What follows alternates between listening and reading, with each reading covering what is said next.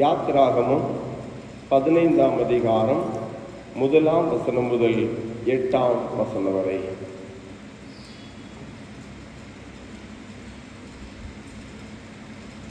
அப்பொழுது மோசேயும் இஸ்ரவேல் புத்திரரும் கர்த்தரை புகழ்ந்து பாடின பாட்டு.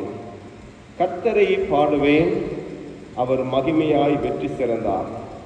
குதிரையையும் குதிரை வீரனையும் கடலிலே தள்ளினார்.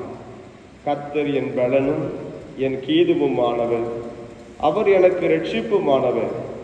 அவரே என் தேவன், அவருக்கு வாசஸ்தலத்தை ஆயத்தம் பண்ணுவேன்.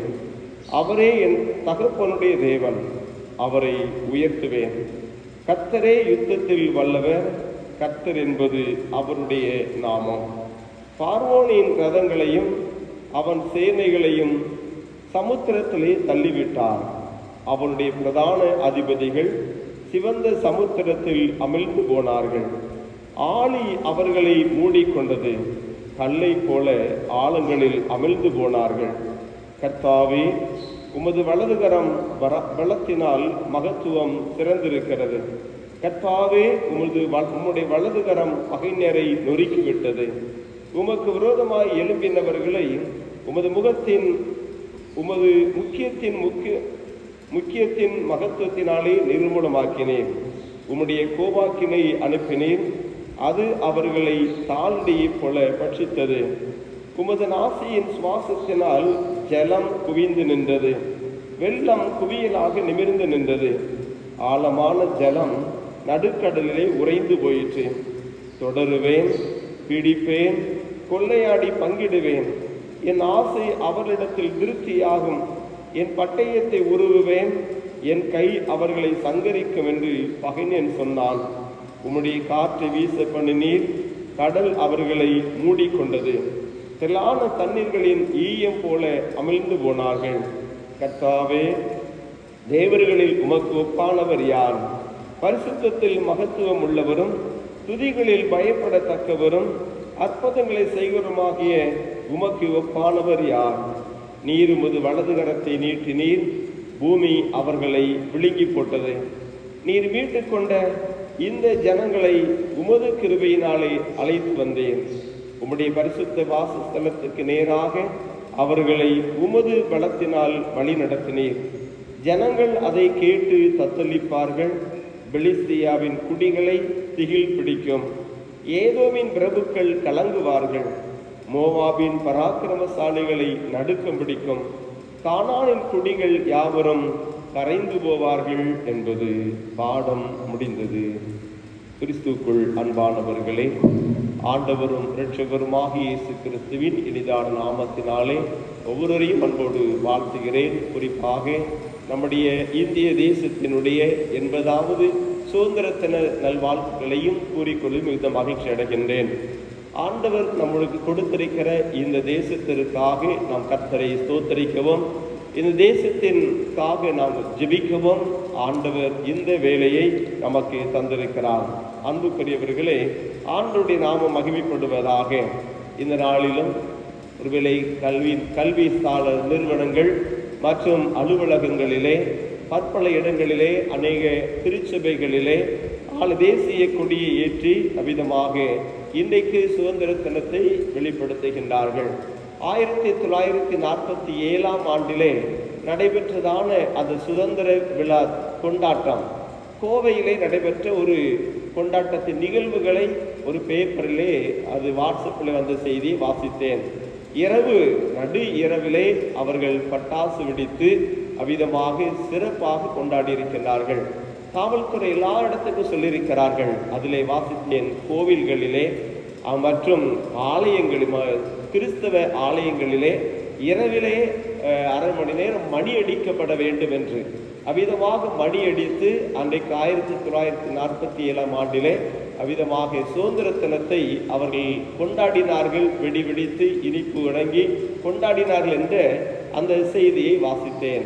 அன்புக்குரிய தேவனுடைய பிள்ளைகளே, ஆகவே எல்லா இடங்களிலும் இன்னைக்கு தேசிய கொடியேற்றி அந்த தேசிய கொடிக்கு மரியாதை செலுத்துகிறது நம்முடைய வாழ்விலே உண்டு. அன்புக்குரிய தேவனுடைய பிள்ளைகளே, இந்த உலகத்திலே நீங்களும் நானும் வாழும்படியாக கர்த்தர் நமக்கு ஒரு எல்லையை குறித்து வைத்திருக்கிறார். திருமறை சொல்லுகிறது, அப்போஸ்தலர் நடபடிகளை வாசிக்கும் பொழுது, பூமி முழுவதும் தம்முடைய ஒரே இரத்தத்தினாலே தோன்ற பண்ணி அவர்கள் குடியிருக்கும் எல்லைகளை ஆண்டவர் குறித்து வைத்திருக்கிறார் என்று எழுதப்பட்டிருக்கிறது. ஆகவே அவ்விதமாக நாம் வசிக்கும்படியான ஒரு எல்லையை ஆண்டவர் நமக்கு குறித்து வைத்திருக்கிறார். அது எந்த எல்லை என்று சொன்னால், நம்முடைய இந்திய தேசம். நம்முடைய தேசத்திலே, குறிப்பாக தூத்துக்குடி மாவட்டத்திலே, இந்த அகப்பை குளத்திலே நாம் வசிக்கும்படியாக ஆண்டவர் எல்லையை குறித்து வைத்திருக்கிறார். ஆகவே இது ஆண்டவருடைய திட்டம் என்பதை நாம் புரிந்து கொள்ளும்படியாக அழைக்கப்படுகின்றோம். அன்பானவர்களே, இன்றைய தேசத்தினுடைய மக்களுக்காக நாம் ஜெபிப்பதும், தேசத்திலே மகிமை காணப்பட வேண்டும் என்று சங்கீதம் 85 சங்கீதத்திலே வாசிக்கப்பட்டபடி, பூமி தன் பலனை தரும், தேசம் ஒரு மகிழ்ச்சியாக இருப்பதற்கு ஆண்டவருடைய ஆசீர்வாதமும் மகிமையும் தேசத்திலே காணப்பட வேண்டும். ஆகவே இந்த தேசத்திலே அவ்விதமாக நீங்களும் நானும் ஆசீர்வாதமாக வாழ்வதற்கு ஆண்டவர் இந்த 80வது சுதந்திர தினத்தை நமக்கு ஆசீர்வாதத்தை தருவாராக. அன்புக்குரியவர்களே, இந்த நம்முடைய தேசம் ஒருவேளை 80 ஆண்டுகளுக்கு முன்பதாக தேசத்தினுடைய நிலை என்ன அப்படின்னா, பல நிலைகளில் அடிமைத்தனத்தினுடைய நிலைகள் இருந்தது. ஒருவேளை முகமதியர்கள் ஆண்டார்கள் மற்றும் கிறிஸ்தவர்கள் ஆண்டார்கள். இப்படி தேசத்தை பல வருடங்களாக அவ்விதமாக ஆள்கை செய்தார்கள். ஆனால் தேசத்திற்கு ஒரு விடுதலை வேண்டும் என்ற ஒரு எண்ணம் இருந்தது. ஆகவே இந்த எண்ணம் காணப்பட்டது. பல நிலைகளிலே அடிமைத்தனத்தின் நிலைகளும் அங்கு காணப்பட்டது. ஆனால் அநேக நிலைகளிலே அடிமைத்தனத்தின் நுகங்களும் முறிக்கப்பட்டது என்பது உண்மை. ஆகவே வரலாற்றிலே நாம் பார்க்கும் பொழுது, அவர்கள் ஆங்கிலேயருடைய காலகட்டங்களிலே தான் மிஷனரிகளும் கடந்து வந்திருந்தார்கள். அவர்களும் சிறப்பாக பணிகளை நிறைவேற்றினார்கள். ஒருவேளை இந்த தேசத்தினுடைய நிலைகள் சொல்வார்கள், ஒருவேளை கிறிஸ்தவர்கள் வந்து ஆண்டதுனால தான் இவ்விதமாக பெருகிற்று, இவ்விதமாக கிறிஸ்தவர்கள் ஆனார்கள் என்று. ஆனால் கிறிஸ்தவர்களுக்கும் மிஷனரிகளுக்கும் அதிக சம்பந்தம் கிடையாது. ஏனென்றால் கிறிஸ்தவர்கள் வந்து அவர்கள் விடுதலைக்காக, மக்களுடைய தனிப்பட்ட வாழ்க்கையின் விடுதலைக்காக போராடினார்கள். அவர்கள் இந்த உலகத்திலே சிறந்த நல்ல நாகரிகங்களை கற்றுக்கொள்ளவும், சிறந்த நிலைகளிலே ஆண்டவருடைய காரியத்தை புரிந்து கொள்ளவும், பரம ராஜ்யத்துக்கு பங்குள்ளவர்களாக வாழ வேண்டும் என்பதற்காக ஒரு மிஷனரிகளாக தான் கடந்து வந்தார்கள். ஆனால் வெள்ளைக்கார ஆட்சி நடைபெற்ற பொழுது அந்த காலகட்டங்களிலும் கிழக்கத்திய கம்பெனிகள் எல்லாம் இருந்த நிலைகளிலும் மற்றும் வியாபார கம்பெனிகள் வாழ்ந்த இடங்களிலும் பல நிலையை பார்க்கும் பொழுது அவர்கள் இந்த மிஷனரி ஊழியத்தை அதிகமாக ஆதரிக்கவில்லை. மிஷனரிகளை ஒருவேளை சீகன் பால் அவர்கள் தரங்கம்பாடிக்கு வந்த பொழுது அங்கே காணப்பட்டதான அங்கே கிழக்கத்திய கம்பெனி, அந்த கிழக்கத்திய கம்பெனி அங்கே பணி செய்து கொண்டிருந்தார்கள். ஆனால் இவர்கள் மிஷனரிகளாக அவர்கள் புறப்பட்டு வந்த பொழுது அவர்கள் ஏற்றுக்கொள்ள மறுத்து விட்டார்கள். ஏனென்றால் அவர்கள் ஜனங்களை அடிமைப்படுத்தி அவ்விதமாக அவருடைய பொருட்களை வாங்கி அவர்கள் தங்கள் நாட்டிற்கு கொண்டு சென்றார்கள். ஆகவே குறைந்த நிலையிலே அவரிடத்திலிருந்து பொருட்களை பெற்றுக் கொண்டிருந்தார்கள். ஆனால் மிஷனரிகள் என்ன செய்வார்கள்? கல்வியை கொடுத்து விடுவார்கள். கல்வியை கொடுத்து விட்டால் அந்த மிஷனரிகள் கொடுத்த பொழுது இவர்கள் கேள்வி கேட்பார்கள். ஆகவே இவரிடத்திலே நாம் கொள்ளையடிக்க முடியாது. அவர்களுடைய கஷ்டத்திலே உழைக்கிற அந்த பொருட்கள் அதற்கான விலை தொகையை அதிகமாக கேட்க ஆரம்பித்து விடுவார்கள். ஆக வியாபாரம் பாதிக்கும் என்று கப்பலை விட்டு இறங்காதபடி சீகன் பால் அவர்களை வைத்திருந்தார்கள். அதற்கு பின்பதாக கடற்கரைகளை சுடுமணலில் இருக்க வைத்தார்கள். அதையும் தாண்டி சிறையிலேயே இன்றைக்கும் அந்த தஞ்சாவூர் தரங்கம்பாடியில் இருக்கிறது, அந்த சிறைக்குள்ளாக அடைத்து வைத்தார்கள். இப்படியெல்லாம் பல இன்னல்கள் ஏற்பட்டது. ஆனால் இன்றைய காலகட்டங்களிலே மிஷனரிகள் அவ்விதமாக கிறிஸ்தவ சமயத்தை அவ்விதமாக இது பண்றதுக்காக தான் வந்தார்கள். ஆகவே அப்படிப்பட்ட அவர்கள் மீது தவறான குற்றச்சாட்டுகள் இருக்கிறது. ஆனால் இந்த உலகத்திலே ஒருவேளை அடிமைத்தனத்திலே எந்த பகுதியாக இருந்தாலும் சரி, ஜனங்கள் கல்வி அறிவு இல்லாத நிமித்தமாக அடிமைப்பட்டு போன நிலைகள் அவ்விதமாக காணப்படாதபடிக்கு அவர்கள் கல்வியை கொடுத்து ஜனங்களை கேள்வி கேட்க வைத்தார்கள். அவர்கள் இந்த சமுதாயத்திலே மனிதர்களாக அவ்விதமாக அவர்கள் காணப்பட்டார்கள். மனிதர்களை வாழும்படியாக அவர்கள் வழிநடத்தினார்கள் என்பதை நாம் பார்க்க முடியும். ஒருவேளை நம்முடைய பகுதிகளிலும் அப்படிதான். ஒருவேளை மிராசுதார்கள் ஜபித்தார்கள் வாழ்ந்த நிலைகளிலே, இங்கு பணி செய்த அவருடைய இடங்களிலே பணி செய்தவர்கள், அந்த பணிகளை நிறைவேற்றினவர்கள் அவர்களை அடிமைப்படுத்தி வைத்திருந்தார்கள். ஆகவே அப்படிப்பட்ட நிலைகளிலே அவர்களுக்கு சரியான ஊதியம் கொடுக்காதபடி அவர்களை அடிமைப்படுத்தி வைத்திருந்தார்கள். ஆனால் காலப்போக்கிலே மிஷனரிகள் வந்ததுனால இவர்கள் கல்வியை கொடுக்கப்பட்டது. எல்லா இடங்களிலும் கல்வி கொடுக்கப்பட்டது. கல்வி கொடுக்கப்பட்டபடினாலே அவர்கள் கேள்வி கேட்க ஆரம்பித்தார்கள். ஆகவே மிஷனரிகளை எதிர்த்தார்கள். அப்படியானால் ஏன் மிஷனரிகள் எதிர்க்கிறார்கள் என்று சொன்னால், அவர்கள் இந்த உலகத்திற்கு கல்வியை கொடுத்து விடுகிறார்கள், மக்களை கேள்வி கேட்க வைத்து விடுகிறார்கள், மனிதர்களாக மாற்றி விடுகிறார்கள். ஆகவே அதை விரும்பாதவர்கள் இருந்தார்கள். இன்றைக்கும் வட இந்திய பகுதிகளிலே மிஷனரிகளை அடிப்பதற்கு காரணம் என்ன என்று சொன்னால், அங்கே கல்வி ஸ்தாபனம் ஆரம்பிக்கப்பட்டு பிள்ளைகளுக்கு கல்வி கொடுக்கப்படுகிறது. விடுதிகளிலே அவ்விதமாக அவர்கள் பிள்ளைகள் சேர்க்கப்பட்டு விடுதிகளிலே பிள்ளைகளுக்கு கல்வி கொடுக்கப்பட்டு அவ்விதமாக அவர்களை உயர்ந்த நிலைக்கு உயர்த்தி விடுகிறார்கள். சமுதாயத்திலே உயர்ந்த நிலைக்கு உயர்த்தி விடுகிறார்கள். ஆகவே அவர்களுக்கு வேலை செய்வதற்கு ஆள் இல்லை என்ற ஒரு நிலைகள். ஆகவேதான் அவனவன் குலத்தொழிலை செய்ய வேண்டும், அவனவன் செய்கிற மூதாதை செய்த தொழிலை தான் செய்ய வேண்டும் என்று அவ்விதமாக படிப்பதற்காக எவ்வளவு இடையூறு செய்ய முடியுமோ செய்து கொண்டிருக்கிற நிலைகள். அன்புக்குரியவர்களே, இப்படிப்பட்ட ஒரு நிலையிலே தான் இங்கே நாம் வாழ்ந்து கொண்டிருக்கின்றோம். ஆனால் நீங்களும் நானும் இந்த உலகத்திலே சமுதாயத்திலே எண்ணப்படுவதற்கு நமக்கு கொடுக்கப்பட்ட கல்விக்காக நாம் கர்த்தரை அதிகமாய் ஸ்தோத்தரிக்க வேண்டும். நாம் வசிக்கிற நம்முடைய தமிழகத்திற்காக நன்றி சொல்ல வேண்டும். நல்ல ஒரு நிலைகளிலே வளர்ச்சியை ஆண்டவர் தந்திருக்கிறார். அது மட்டுமல்ல, மற்ற வட இந்திய பகுதிகளுக்கு செல்லும் பொழுதும் இங்கு இருக்கிற நிலைகளும் வித்தியாசம். ஒருவேளை வட இந்திய பகுதிகளுக்கு இன்றைக்கு சூழ்நிலைகளை பார்க்க முடியும். எல்லா இடங்களிலும் பார்க்க போட்டு துப்புற காரியங்கள் அதிகமாக இருக்கும். எந்த ஒரு ட்ரெயின்லையும் எளிதாக பயணிக்க முடியவில்லை. யாரும் எந்த இடத்துல இருந்து உட்கார்ந்து கொள்வார்கள். ஒருவேளை அந்த நிலைகளுக்கு காரணம் என்ன? ஒருவேளை நமக்கு கொடுக்கப்பட்ட ஒழுக்கங்கள், நமக்கு கொடுக்கப்பட்டதான கல்வி, இதெல்லாம் நம்மை ஒரு சிறந்த ஒரு மனிதராக வாழ வைக்கிறது.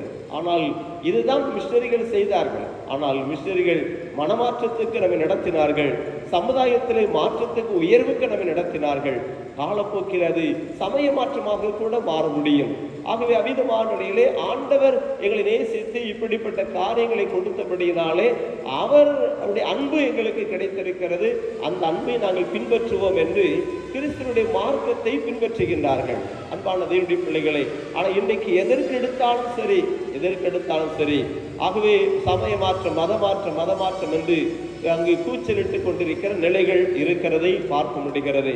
ஆனால் இந்த தேசத்திலே உயர்வுக்காக, ஜனங்களுடைய உயர்வுக்காக, மருத்துவத்திற்காக, கல்விக்காக எவ்வளவோ காரியங்களை ஒரு கிறிஸ்தவ மார்க்கம் செய்திருக்கிறது என்பதை நினைத்து பார்ப்பதற்கு ஆட்கள் இல்லை. அன்பான தேவனுடைய பிள்ளைகள், எவ்வளவோ காரியங்களை தியாகம் செய்திருக்கிறார்கள். தன்னுடைய சொத்து சுகங்களை விற்று கொடுத்திருக்கிறார்கள், தங்களுடைய உழைப்பை கொடுத்திருக்கிறார்கள். இந்த தேசத்தினுடைய வளர்ச்சிக்காக எவ்வளவோ காரியங்களை செய்திருக்கிறார்கள். அதை சொல்வதற்கு இந்த உலகத்திலே, தேசத்திலே ஆட்கள் இல்லை. ஆனால் தேசம் ஒரு விடுதலையின் நிலைக்கு நமக்கு கொடுக்கப்பட்டதற்கு காரணம் நமக்கு அன்றைக்கு வந்த மிஷனரிகள் மூலமாக நமக்கு கொடுக்கப்பட்ட கல்வி. ஆக நாம் யார் என்பதை எண்ணி பார்ப்பதற்கு உதவி செய்தது என்பது உண்மையான காரியம். நம்முடைய அதற்கு ஒருவேளை கிரயம் செலுத்தாமல் தேசத்துக்கு விடுதலை கிடையாது. கிரயம் செலுத்தாமல் விடுதலை கிடையாது. அப்படியானால் தேசத்துக்கு கிரயம் செலுத்தினது யார்? அநேக பெரியவர்கள், அநேகர் அதற்காக பாடுபட்டார்கள், உழைத்தார்கள், போராடினார்கள். அப்படி போராடதான் அவ்விதமாக தேசத்துக்கு விடுதலை வந்தது. ஆங்கிலேயர்கள் அவரிடத்திலே தேசத்தை விட்டு சென்று விட்டார்கள். அன்புக்குரிய தேவனுடைய பிள்ளைகளே, அப்படியானால் கிரயம் இல்லாமல் விடுதலை கிடையாது. ஆக தேசத்திற்காக எத்தனையோ பேர் மரித்திருக்கிறார்கள், தியாகிகள் இருக்கிறார்கள். அவ்விதமாக அங்கு தேசத்திற்காக உழைத்தவர்களை நாம் ஒருபோதும் மறக்க முடியாது. அவர்களை நினைத்து பார்க்க வேண்டும். அதே வண்ணமாக இந்த உலகத்திலே ஆன்மீகத்திலே ஒரு விடுதலை, ஒவ்வொரு மனிதனுடைய தனிப்பட்ட வாழ்க்கையிலே விடுதலைக்காக ஆண்டவராக இயேசு கிறிஸ்து தன் ஜீவனை கொடுத்திருக்கிறார். தன் ரத்தத்தை நமக்காய் சிந்திருக்கிற கிரயம் கொடுக்கப்பட்டிருக்கிறது. கிரயத்திற்கு கொல்லப்பட்டீர்களே அப்படிங்கிறார். அப்படியானால் கிரயம் கொடுத்து நம்மை மீட்டெடுத்திருக்கிறார். இது ஆவிக்குரிய வாழ்க்கையிலே ஒரு பெரிய மாற்றத்தை கொடுக்கிறது. அந்த ஆவிக்குரிய மாற்றம் என்பது இந்த உலகத்திலே நீங்களும் நானும் சிறப்பான நிலையிலே வாழ்வதற்கு நம்மை நடத்துகிறது. ஆகவேதான் கிறிஸ்து இயேசுவின் ரத்தத்தினால் கழுவப்பட்ட மனிதன் இந்த தேசத்துக்கு தீங்கு செய்ய வேண்டும் என்று நினைப்பதில்லை, பிறருக்கு கெடுதல் செய்ய வேண்டும் என்று நினைப்பதில்லை. அவன் இந்த உலகத்திலே நல்ல ஒரு மனிதர்களாக வாழ வேண்டும் என்று விரும்புகிறான். மற்றவர்களை மனிதர்களாக வாழ வேண்டும் என்று எதிர்பார்க்கிறான், அதற்காக பிரயாசப்படுகிறான். ஆகவே கிரயத்துக்கு யாரெல்லாம் அவிதமாய் நமக்காக கிரயம் கொடுத்த ஆண்டவர் நம்மிடத்தில் எதிர்பார்க்கிறது தான், வசிக்கிற தேசத்திலே நீ உண்மையாய் வாழ வேண்டும், தேசத்திற்கு சிறப்பான ஒரு மனிதனாய் வாழ வேண்டும். ஒரு சமய வெறிய கொண்டவராக மாற வேண்டிய அவசியம் கிடையாது, சமய ஒரு நிலையிலே அதிகமாக வாழ வேண்டிய காரியம் கிடையாது. அந்த தேசத்துக்கு நல்ல ஒரு மனிதர்கள் தேவை, அதுதான் ஆண்டவருடைய எதிர்பார்ப்பு, அதுதான். ஆகவே எப்படிப்பட்ட மனிதர்கள் தேவை என்று நாம் கவனிக்கும் பொழுது திருமறை சொல்லுகிறது. அங்கு சங்கீதங்களின் புஸ்தகம் 25ஆம் அதிகாரம் 14ஆம் வசனம் இவ்விதமாய் சொல்லுகிறது. சங்கீதம் 25:14 வாசித்து பார்க்கும் பொழுது,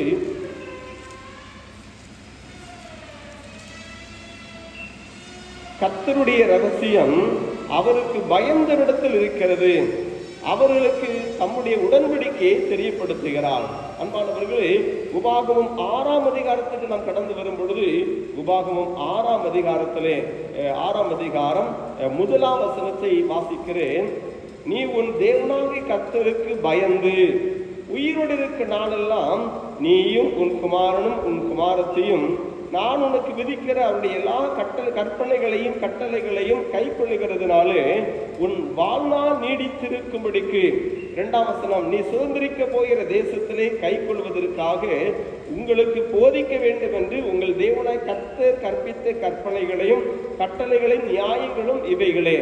அது தேசத்திலே வாழ்ந்திருக்கும்படிக்கு ஒரு தெய்வ பயம் நமக்கு அவசியம், தெய்வ பயம் நிறைந்த ஒரு வாழ்க்கை அவசியம். நமக்கு கொடுக்கப்பட்ட கட்டளைகளை கற்பனைகளை கை கொள்ள வேண்டும். ஆண்டவர் கொடுத்த 10 கற்பனைகள் இருக்கிறது, அதை கை கொள்ளுகிற மனிதர்களாக இருப்பார்கள். ஆனால் இந்த தேசத்தில் ரத்தம் சிந்தப்பட வேண்டிய அவசியம் கிடையாது. கொலை செய்யாதிருப்பாயாக, களவு செய்யாதிருப்பாயாக, பிறருடைய பொருட்களையோ பிறருடைய மனைவியோ இச்சியாதிருப்பாயாக, உபச்சாரம் செய்யாதிருப்பாயாக, உன் தாயின் தகப்பனை கனம் பண்ணு, கடவுள் ஆண்டவர் ஒருவர் தான் கடவுள் என்பதையும் இங்கு திருமறை நமக்கு கற்றுக் கொடுக்கிறது. இப்படி ஆண்டவர் கொடுத்த இந்த கட்டளைகளை கற்பனைகளை கைக்குழுகளாக மாறிவிட்டோமானால் நிச்சயமாகவே ஒரு தெய்வ பயம் நிறைந்த ஒரு வாழ்க்கை காணப்படும். அது தேசத்திலே நாம் வாழ்ந்திருப்பதற்கு ஏதுவாகும். என்றைக்கு இந்த கற்பனைகளையும் கட்டளைகளையும் ஜனங்கள் கை கொள்ளாமல் போகின்றார்களோ, திருமறை சொல்லுகிறது, அந்த தேசத்திலிருந்து நான் உங்களை பிடுங்கி போடுவேன் அப்படிங்கிறார், பிடுங்கி போடுவேன். ஆகவேதான் இஸ்ரவேல் ஜனங்கள் ஆண்டவருடைய பயந்து வாழுகிற வாழ்க்கையில் இருந்த பொழுது அவருடைய தேசம் செழிப்பாக ஆசீர்வாதமாக இருந்தது. ஆனால் எப்பொழுது தெய்வ பயத்தை இழந்து போனார்களோ, இழந்து போன பின்பு அந்த தேசத்திலிருந்து பிடுங்கப்பட்டார்கள். பிடுங்கப்பட்டு அவர்கள் அடிமைகளாக சிறையிருப்புகளாக சென்றார்கள். ஆகவே இந்த தேசத்திற்கு யார் தேவை என்று சொன்னால், கடவுளுக்கு பயப்படுகிற மனிதர்கள் தேவை. ஆகவே தெய்வத்துக்கு பயப்படுகிற மனிதர்கள் தேவை. தன் வாழ்க்கையை சரியான பாதையிலே ஆண்டவர் கொடுக்கிற அந்த சிறப்பான பாதையிலே நடக்கிற மனிதர்கள் தேவை. ஆகவே தெய்வ பயம் என்பது இல்லாமல் போகும் போக நாட்டிலே தீமைகள் பெருகி கொண்டே இருக்கும். தெய்வ பயம் இல்லாமல் இருக்கும் பொழுது தீமைகள் அதிகரித்துவிடும். முன்னாட்களிலே பெரியவர்கள் ஒரு சிறிய தவறு செய்ததற்கு அவர்களுக்கு ஒரு பயம் இருக்கும். ஆகவே இது தவறு என்பதற்கால் நீதியாய் வாழ வேண்டும் என்று விரும்பினார்கள். அது எந்த சமயத்தை சார்ந்தவர்கள் அல்ல, எல்லா சமயத்திலும் இருக்கிறவர் முதியவர்கள் இருந்தார்கள். அவர்கள் அப்படித்தான் வாழ்ந்திருந்தார்கள். தெய்வ பயம் இருந்தது. அதனாலதான் தேச விடுதலையும் பெற்றது, தேசத்திலே ஆசீர்வாதமும் கடந்து வந்தது. ஆனால் தெய்வ பயம் என்றைக்கு கடந்து செல்லுகிறதோ ஆக நிச்சயமாகவே அது தேசத்துக்கு ஆசீர்வாதமாக இருக்க முடியாது.